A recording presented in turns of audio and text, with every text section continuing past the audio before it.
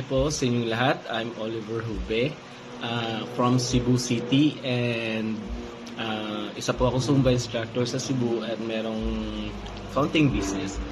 Isa lang po masasabi ko sa iHelp Visa Consultancy is talagang napaka-professional po nila at every time nagpa-follow up po ako sa mga documents, requirements na anong kailangan ko, talagang nandyan po sila tumutulong at gumagabay sa akin.